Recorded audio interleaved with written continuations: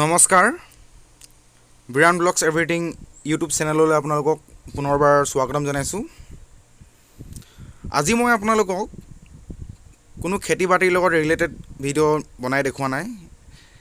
এখন গাঁৱৰ এটা বিশেষ ৰাস্তা মই আপোনালোকক দেখাবলৈ লৈছোঁ। আজিৰ যুগতো যে এনেকুৱা ৰাস্তা আছে আপোনালোকে দেখি আচৰিত মানিব। যিটো যুগত একেটা ৰাস্তাকে ৩-৪বাৰ বনায়ো শেষ কৰিব পৰা নাই, বৰ্তমানো বনাই আছে। কিন্তু মই যিটো ৰাস্তা আপোনালোকক দেখাম সেই ৰাস্তাটো কিন্তু এবাৰো বনোৱাই নাই, আৰু গাঁওখনৰ মেইন ৰাস্তা সেইটোৱে। আজিৰ যুগত তেনেকুৱা এটা ৰাস্তা দেখিবলৈ হ'লে বহুত সৌভাগ্যজনক হ'ব লাগিব। তো আজি মই আপোনালোকক দেখাই আছোঁ, আহকচোন ভিডিঅ'টোৰ ফালে আগবাঢ়োঁ।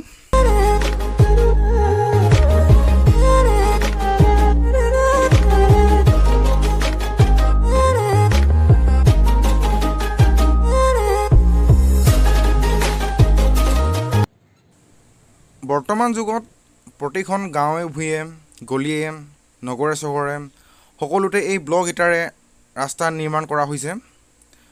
আৰু মোৰ মনত মই যিমানখিনিলৈকে লক্ষ্য কৰিছোঁ তেনেকুৱা কোনো জেগাই নাই, কোনো ৰাস্তাই নাই য'ত নেকি ৰাস্তাৰ নিৰ্মাণৰ যিটো কাম হোৱা নাই। তাৰ মাজতো এনেকুৱা এখন গাঁও ডিব্ৰুগড় ডিষ্ট্ৰিক্টৰ মৰাণ সমষ্টিৰ অন্তৰ্গত জামিৰা অঞ্চলৰ এখন গাঁও আজিও এনেকুৱা এটা ৰাস্তা আছে য'ত নেকি মানুহে ভূঁই ৰুবলৈ আৰম্ভ কৰিছে। চাওক আপোনালোকক মই দেখাই আছোঁ। মই ভূঁই ৰোৱাৰ যিটো ভিডিঅ' সেইটো মই পোৱা নাই, মই পাছত আহিছোঁ। আজিৰ পৰা 2-4 দিনৰ আগত এই ৰাস্তাটোত ইয়াৰ স্থানীয় ৰাইজে মিলি ইয়াত নভূঁই যিটো নভূঁই উদযাপন কৰিলে। আৰু এইদৰে দেখিছে আপোনালোকে এইবিলাক কঠীয়া ৰুইছিলে, আৰু উপায় নাই, কৰিব কি। চাওক মই আপোনালোকক ভালকৈ দেখাই আছোঁ। এইটো ৰাস্তা হ'ল গাঁওখনৰ মূল ৰাস্তা, যিটো মেইন ৰাস্তা। ডেইলি অসংখ্য মানুহ ইয়াৰ ওপৰেদি অহা যোৱা কৰে। আৰু বৰ্তমান যুগত এনেকুৱা এটা ৰাস্তা আপোনালোকে দেখিবলৈ পাই গৌৰৱময় আনন্দিত কৰিছে যে গাঁৱৰ মাজতো এনেকুৱা এটা ৰাস্তা আছে। যিটো যুগত একেটা ৰাস্তাকে 3-4বাৰ বনি আছে, আৰু সেইটো যুগত গাঁওখনৰ মেইন ৰাস্তাটো এইদৰে স্থানীয় ৰাইজে ভূঁই ৰুবলৈ সক্ষম হৈছে। অতিশয় গৌৰৱময় কথা, ময়ো গৌৰৱ কৰিছোঁ, ভাল লাগিছে। যিটো যুগত মহাকাশত কিছুমান মানুহে এনেকুৱা ধৰণৰ চিন্তা চৰ্চাৰ মাজত